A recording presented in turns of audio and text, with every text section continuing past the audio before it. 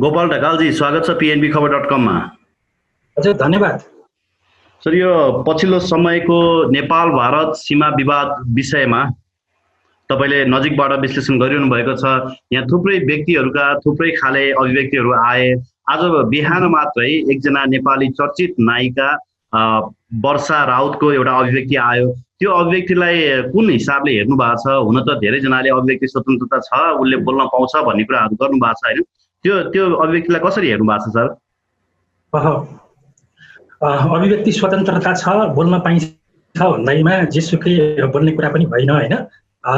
अझ यो राष्ट्रियताको सम्बन्धमा हैन, विशेष गरी हामीले अत्यन्तै ख्याल गर्नुपर्छ। यो हाम्रो मात्रै सरकारको विषय होइन, यो विश्व जगतले मूल्याङ्कन गरिरहेको, चासो दिइरहेको विषयमा बोल्दाखेरि भड्किने गरी उताउलो तरिकाले बोल्दाखेरि यसले अन्ततः हामीलाई नै घाटा गर्छ, हामीलाई नै असर गर्छ। मैले भने जस्तै धेरै व्यक्तिहरूले चाहिँ अहिले सोसियल मिडियामा अनावश्यक हल्लाहरू गरेको पनि मैले देखेँ। कतिले चाहिँ म गोलेरी बोकेर बन्दुक चाहिँ खुकुरी बोकेर लड्न जान्छु भन्नेदेखि लिएर होइन, कतिले चाहिँ पूर्व प्रधानमन्त्री जस्तो मान्छेले नेपालका पहाडहरूलाई सीमित पहाडको रूपमा, यहाँको राष्ट्रियतालाई पहाडको रूपमा होइन, डाँडा काँडाको रूपमा मात्रै लिएको व्याख्या गरेको पनि हामीले सुन्यौँ होइन। त्यही भएर बोल्दाखेरि एकदमै संयमित भएर बोल्नु एकदमै जरुरी छ अहिलेको अवस्थामा। जुन नायिकाको कुरा गर्नुभयो, उहाँले बोल्दाखेरि माफी पनि मागिसक्नु भएको छ। वास्तवमा म त्यतिकै मैले जानिनँ भनिदिनु भएको छ। तर संवेदनशील हुनु पर्यो, यस्ता विषयमा जानिँदैन, थाहा छैन, ज्ञान छैन भने नबोल्नु नै राम्रो हो अहिलेको अवस्थामा। र हामी नेपालीहरू लडाइँमा होइन, झैझगडामा तपाईँको बन्दुकमा विश्वास गर्ने मान्छे होइनौँ पक्कै पनि। शान्ति क्षेत्र घोषणा गरेको महेन्द्र वीरेन्द्रले शान्ति क्षेत्र हो हाम्रो नेपालको।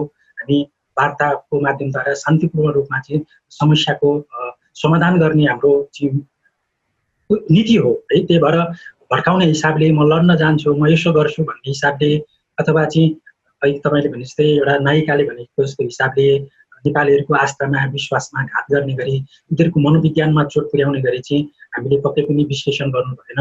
बोल्दा एकदमै विचार पुर्याउनु पर्यो, किनभने यो विश्व जगतले हेरिरहेको विषय हो र मूल्याङ्कन गरिरहेको छ है। नेपालीहरूले यसरी चाहिँ जुन इन्डियाहरूले, त्यहाँको मिडियाले जसरी अनैतिक रूपमा पत्रकारिता अथवा उच्चङ्किल रूपमा अभिव्यक्ति दिए, त्यही सिको गर्ने, त्यही शैलीमा हामीले चाहिँ आफ्नो अभिव्यक्तिहरू राख्ने चाहिँ पक्कै पनि गर्नु भएन।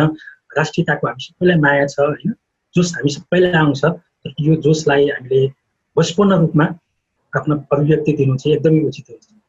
अब यहाँ कस्ता खालका मान्छेहरू देखिए भने हिजो यो सरकारले नक्सा जारी गर्न नसक्दाखेरि हिजोको बेला सीमा विवाद भएको बेलादेखि नै यो सीमा विवाद जसरी नोभेम्बर 2बाट सीमा विवाद सुरु भएको थियो पछिल्लो समय, त्यति बेलादेखि नै सरकारमाथि नक्सा प्रिन्ट गर्न सक्दैन, एउटा नक्सा पनि जारी गर्न नसक्ने सरकार भनेर उहाँहरूले लान्छना लगाइरहनु भएको थियो।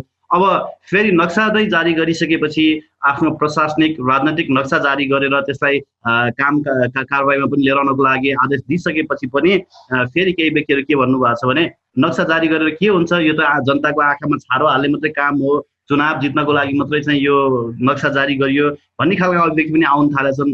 उहाँहरूको चाहिँ यो कस्तो खालको मानसिकता हो सर?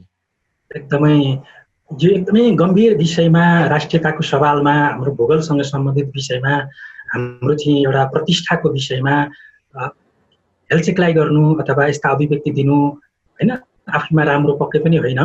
त्यसलाई सही मानसिकता भनेर भनिँदैन र विरोधको लागि विरोध, खुट्टा तान्ने जुन प्रवृत्ति जुन देखा परेको छ पछिल्लो समयमा पनि। र मैले पहिले पनि पिएनपीमै भनेको थिएँ कि अब यो सरकारलाई असफल बनाउने विभिन्न बाहनामा चाहिँ विरोध गर्ने, चाहिए त्यो कोरोनाको बाहनामा होस्, चाहिए चाहिँ अर्थतन्त्रको बारेमा होस्, चाहिए सरकारले ल्याएको नीति कार्यक्रमको बारेमा होस्, एउटा न एउटा विरोध गर्ने देखिन्छ भन्ने कुरा मैले पहिले पनि गरेको थिएँ र यो कुरा प्रष्ट रूपमा देखिएको छ। र केही व्यक्तिहरू जो भारतको जुठो खाएर होइन, तपाईँको रोजीरोटी चलाइरहेका छन्, त्यस्ता व्यक्तिहरू सडकमा आउँछन् भन्ने कुरा पनि मैले गरेको थिएँ। र यो फाटाफुट देखा परिसकेको छ है, यी व्यक्तिहरू छटपटाउन थालेका छन् होइन, गलत अभिव्यक्तिहरू दिन थालिसकेका छन्, यो तपाईँलाई थाहा नै छ। त्यही भएर हामीले यस्ता व्यक्तिहरूसँग सचेत पनि रहनु एकदमै जरुरी छ पछिल्लो समयमा। सरकारको विरोध गर्दै होइन, सरकारको राम्रो कामको पनि विरोध गर्दै सडकमा उत्रिनेहरू उतै पारिपट्टिबाटै प्रायोजित व्यक्तिहरू हुन्। एकदमै त्यो तपाईँले हामीले सबैले स्पष्ट रूपमा देखिसकेका छौँ उनीहरूको अभिव्यक्तिहरूलाई होइन। मैले भनिराख्नु पर्दैन, ती व्यक्तिहरू छटपटाउन थालेका छन् होइन। केही व्यक्तिहरू चाहिँ भारतीय राजदूतावासतिर छिरि पनि सकेका छन्। यो कुराहरू पनि आइसकेको छ र चलखेल सुरु भइसकेको छ। यो कुरा पनि मिडियामा आइसकेको छ। धेरै व्यक्तिले धेरै कोणबाट चाहिँ अहिले विश्लेषण गर्न थालेका छन्। राष्ट्र संस्था अब फर्काउने हिसाबको कुरा पनि आइरहेको छ कि इन्डियाले चाहिँ यो राष्ट्र संस्था फ्याँक्नेमा अथवा यो चाहिँ हिन्दू धर्म फैल्नेमा महत्त्वपूर्ण भूमिका खेलेको थियो र अहिले पछिल्लो समयमा रुष्ट भइसकिसकेपछि इन्डियामा भएको 12 बुँदे सम्झौताबाट पनि इन्डिया ब्याक हुने भन्ने लगायतका धेरै कुराहरू आइरहेका छन् र राजनीतिक तवरबाट पनि अब यहाँ धेरै तपाईँको खेलहरू पक्कै पनि खेलिनेछ। यो समयले पक्कै पनि देखाउँदै जानेछ। यस्ता अस्थिरता निम्त्याउने र यहाँको राष्ट्रियतालाई होइन कमजोर बनाउने, सकेसम्म यहाँका दलहरूलाई चाहिँ आपसमा भिडाउने खेलहरू चाहिँ पक्कै पनि पछिल्लो समयमा स्पष्ट रूपमा र तीव्र रूपमा चाहिँ अगाडि बढ्ने सङ्केत चाहिँ पक्कै पनि देखिएको छ। अब यति धेरै तथ्य होइन, ऐतिहासिक तथ्य र प्रमाणहरू अगाडि आइसक्दा भारतीय मिडियाहरूले पनि अहिले त अलिकति तथ्यपरक मिडियाहरू होइन, विश्वसनीय मिडियाहरूले त तथ्यहरू निकालिसकेछन्। अझै पनि केही व्यक्तिहरू यो गणतन्त्रमाथि वितृष्णा फैलाउन, यो सरकारमाथि वितृष्णा फैलाउन, सिमाना बेचिएको हो, कति बुँदेमा बेचियो अथवा कसरी बेचियो, कति अरबमा बेचियो भनेर बिना आधार होइन कुराहरू, तथ्यहीन कुराहरू बोलिरहनु भएको छ। उहाँहरू चाहिँ के अब उहाँहरू पनि एकै किसिमको प्रायोजित व्यक्तिहरू हो कि उहाँहरू चाहिँ अरू कुनै मानसिकताको कारणले गर्दाखेरि यसरी अभिव्यक्ति दिइरहनु भएको छ? अब तपाईँले भने जस्तै ती व्यक्तिहरू स्पष्ट रूपमा परिचालित हुन सक्छन् होइन, कि नभए राष्ट्रियताको मुद्दामा आफ्नो गोलको पक्षमा उभिएर बोल्नुपर्ने हो। राजनीतिको लागि अरू विषय जस्तो होइन है, यो अरू जस्तो मुद्दा पक्कै पनि होइन होइन, यो राजनीति गर्ने विषय पनि होइन यो। त्यही भएर यस्तो संवेदनशील विषयमा पनि कसैले नेपालको विरुद्धमा, नेपालको भूगोलको विरुद्धमा बोल्छ भने पक्कै पनि त्यो चाहिँ राष्ट्रघाती अभिव्यक्ति हो, त्यो परिचालित नै हुनुपर्छ। त्यस्ता व्यक्तिहरूसँग हामी एकदमै सचेत हुनुपर्छ। यो चाहिँ सरकार बनाउने, तपाईँको मन्त्री हुने, को सभासद हुने, कसको सरकार हुने भन्ने विषय पनि यो होइन। यो राष्ट्रियतासँग जोडिएको एकदमै गम्भीर विषय भएकोले यो मुद्दामा यो पक्कै पनि सबै व्यक्तिहरू अथवा सबै नेताहरू, सबै दलहरू एक ठाउँमा आउनुपर्ने हो। तर त्यो आउन सक्दैन भने पक्कै पनि त्यो परिचालित हो र सबै दलभन्दा पनि अहिले व्यक्ति चाहिँ देखिएको छ क्या, दलभित्रका ती व्यक्तिहरू जो चाहिँ स्पष्ट रूपमा पहिले पनि यस्ता अभिव्यक्ति दिइरहेका थिए होइन, ती नै व्यक्तिहरूले चाहिँ अहिले यस्ता अभिव्यक्तिहरू दिइरहेको, समाजमा गलत प्रभाव चाहिँ सन्देशहरू बाँडिरहेको होइन, म चाहिँ राष्ट्रवादी हुँ, म मात्रै यो समस्याको हल गर्न सक्छु भन्ने हिसाबले चाहिँ कुराकानी गरिरहेको पनि हामीले पाइरहेका छौँ। र त्यस्ता व्यक्तिहरूलाई चिन्न एकदमै जरुरी छ पछिल्लो समयमा भन्ने कुरा मैले पहिले पनि गरेको थिएँ।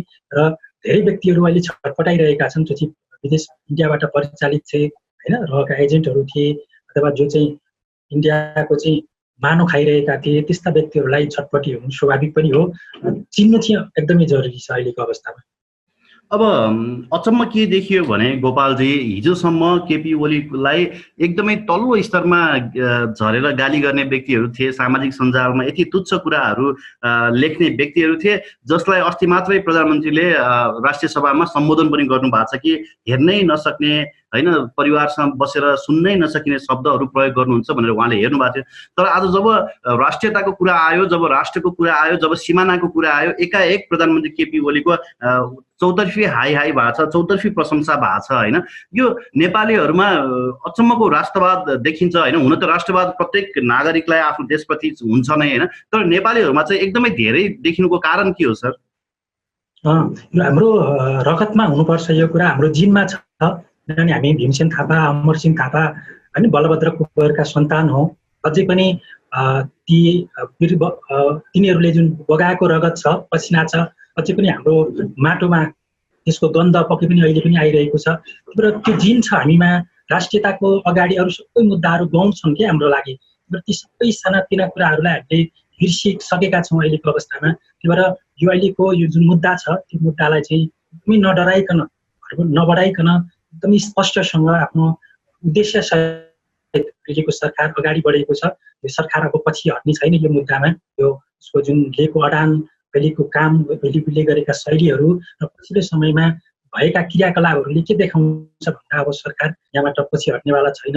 र स्पष्ट रूपमा प्रमाणसहित सरकार अगाडि बढिरहेको छ र हाम्रो भूगोल हो, यो हाम्रो भूगोल हो भन्ने कुरामा दुई मत भएन। कसै पनि नेपालीलाई यो बारेमा दुविधा छैन। केही एजेन्टदेखि बाहेक नेपालका 3 करोड नेपालीहरू सबैलाई स्पष्ट रूपमा थाहा छ कि यो हाम्रो भूगोल हो, यो हाम्रो माटो हो, यसलाई फिर्ता गर्नुपर्छ भन्ने हिसाबमा दुविधा कसैलाई पनि छैन। त्यही भएर यसरी जनताले पनि साथ दिइरहेका छन्, राजनीतिक दल पनि एकै ठाउँ आइरहेको छ। ती व्यक्ति मात्रै यसको भड्काउमा लागेका हुन्। ती व्यक्ति पनि बिस्तारै आफै साइड लागेर जान्छन्, किनभने तिनीहरू लामो समयसम्म तिनीहरूको राजनीति चल्नेवाला छैन। तर कारणले गर्दा बाबुराम भट्टराईले जस्तो केपी शर्मा ओलीलाई चाहिँ यो हिटलरवादी शैली भयो होइन, उहाँको अलिकति हिटलर जसरी हिटलर उदाएका थिए उहाँ पनि त्यसै गरी उदाउन खोज्नु भयो, भारतलाई चिट्याउने काम ठिक भएन, भारतलाई मिलाएर जानु पर्थ्यो भन्ने खालको जुन अभिव्यक्ति दिनुभएको छ त्यो के ठिक छ त? उहाँले राष्ट्रियताको पक्षमै बोल्नु भएको हो सम्माननीय पूर्व प्रधानमन्त्री बाबुराम भट्टराईले?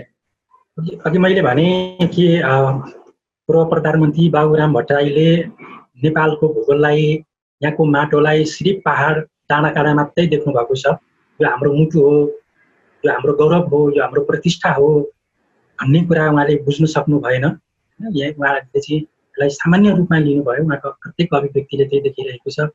र बाबुरामले के पनि बुझ्नुपर्छ भन्दा सिक्किमका लेन्डोप दोर्जे पहिले त्यस्तै नै थिए है। उहाँको जुन थियो अन्ततः उनले सिक्किम इन्डियालाई बुझाए।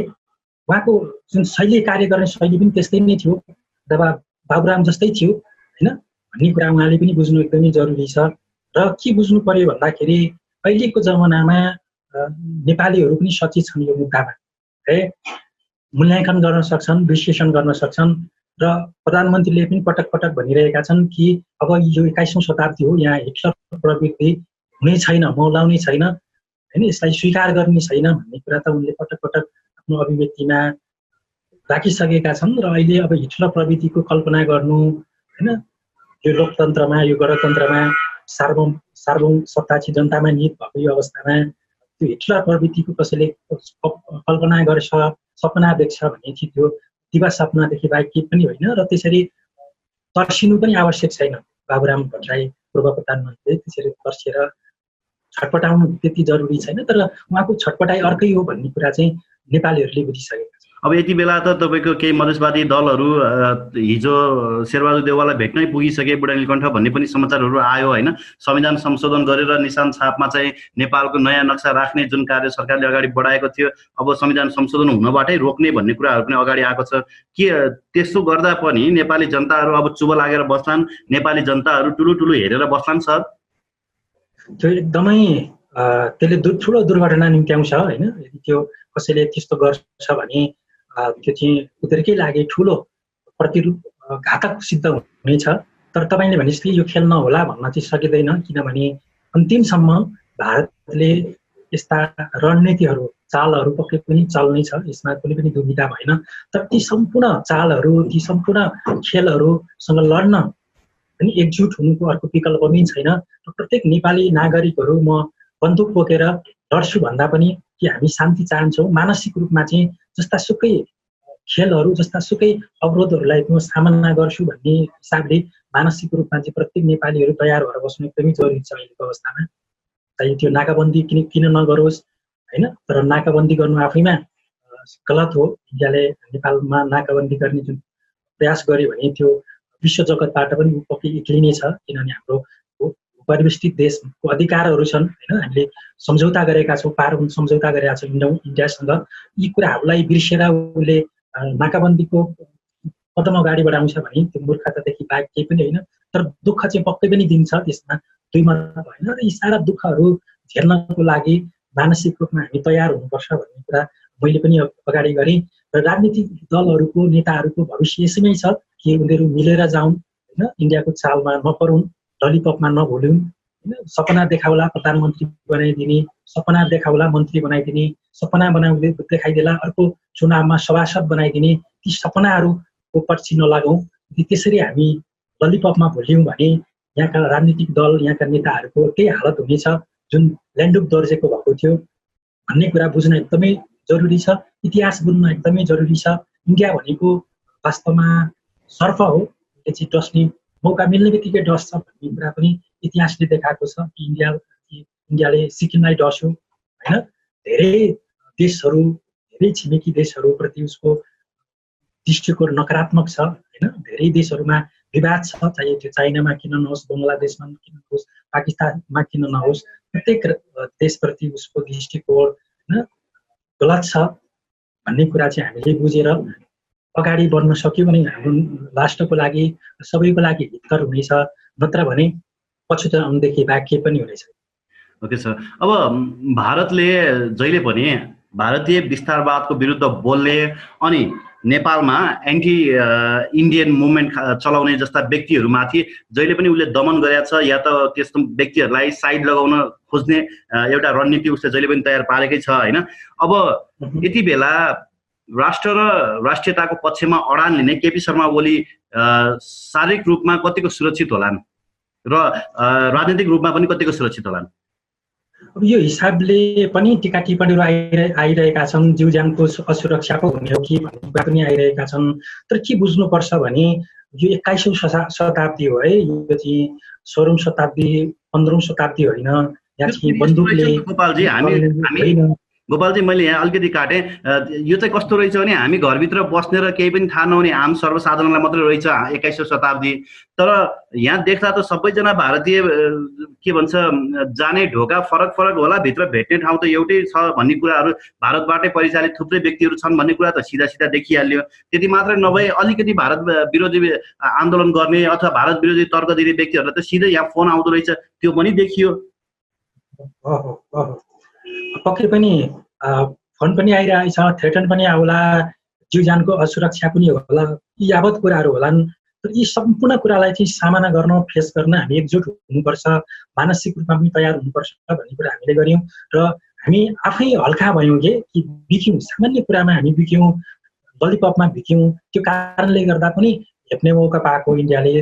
हामी आफैमा सक्षम भएको भए, हामी आफैमा हाम्रो अडान चाहिँ स्ट्रङ भइदिएको भए पक्कै पनि उसले पेल्ने त्यो मौका पाउँदैन थियो। हामी पहिले मात्रै होइन, धेरै अगाडिदेखि नै यो मामलामा चाहिँ कमजोर हुँदै गयौँ कि योभन्दा अगाडि जति पनि सत्ताहरू परिवर्तन भए होइन, राज्य व्यवस्था परिवर्तन भए, त्यसमा प्रमुख भूमिका इन्डियाको छ भन्ने कुरा अहिले बिस्तारै संलग्न पनि भइरहेको छ। र त्यहाँका विज्ञहरूले यो कुरा प्रष्ट पनि पाइरहेका छन्, चाहे त्यो गणतन्त्र ल्याउनेमा होस्, चाहे त्यो पञ्चायत फाल्नेमा होस्, राज संस्था फाल्नेमा होस्, हिन्दू धर्म फाल्ने काममा होस्, माओवादीलाई चाहिँ सत्तामा पुर्याउने काममा होस्, यो सम्पूर्ण कुरामा हाम्रो भूमिका छ भनेर त उनीहरूले स्पष्ट रूपमा भनिसकेका छन्, त्यो अभिव्यक्ति आइसकेका छन्। सबैभन्दा कमजोरी भनेको चाहिँ हाम्रा नेताहरू योभन्दा अगाडि बिकेकै हुन् होइन। त्यो कारणले उसले हेप्ने मौका पायो, पेल्ने मौका पायो। त्यो कारणले गर्दा पनि पेलेर जाने रणनीति हुनसक्छ उसको। तर अब अहिलेको अवस्थामा जनताहरू सचेत भए, जनताहरू जागरुक भए, कोही अवस्था यो छैन भन्ने कुरा इन्डियाले बुझ्नु पनि जरुरी छ। र यस्तो गर्छ भने पक्कै पनि एक्लो हुँदै जानेछ यो विश्व रङ्गमञ्चबाट होइन, विश्व जगतबाट होइन। र त्यहीँका विज्ञहरूले पनि भनिरहेका छन् कि इन्डियाको जुन परराष्ट्र नीति छ त्यो चाहिँ असफल हुँदै गएको छ, छिमेकी राष्ट्रहरूलाई गर्ने जुन व्यवहार छ त्यो गलत छ भन्ने कुरा आइसकेको छ होइन। त्यो भएर उनीहरूले यसलाई स्वीकार गर्नु र पुनः मूल्याङ्कन गर्नु चाहिँ एकदमै जरुरी छ अहिलेको अवस्थामा। र हामी कुनै चाहिँ सार्वभौम देशको प्रधानमन्त्री वा कोही व्यक्ति, कोही नागरिक कुनै देशबाट असुरक्षित छ होइन भन्नु वास्तवमा यो चाहिँ अथवा त्यसरी लिनु पनि आफैमा राम्रो होइन। किनभने अन्तर्राष्ट्रिय जगतले यसलाई मूल्याङ्कन पनि गरिरहेको छ कि अन्तर्राष्ट्रिय निकायहरू छन्, विश्व स्वास्थ्य विश्व सङ्गठन छ होइन, यी अन्तर्राष्ट्रिय फोरमहरू छन्। पक्कै पनि यस्तो अवस्था आयो भने नेपालको पक्षमा बोल्न पक्कै पनि उनीहरू पछि पर्ने छैनन् भन्ने कुरा चाहिँ हामीले बुझेर मानसिक रूपमा पनि मैले भने जस्तोसुकै कठिन परिस्थितिलाई पनि सामना गर्न हामी तयार चाहिँ हुनुपर्छ। हस् सर, अब पछि पनि म तपाईँसँग कुराकानी गर्नेछु। अझै धेरै मानिसहरूले विश्लेषण गरिरहेका छन्, नेपाल भारत युद्ध सम्भावित हुन सक्छ सक्दैन भन्ने खालका विश्लेषणहरू छन्। तीबारे फेरि म तपाईँसँग अर्को बहसमा कुराकानी गर्नेछु। आजलाई भने तपाईँका महत्त्वपूर्ण विचारहरूको लागि धन्यवाद दिन्छु।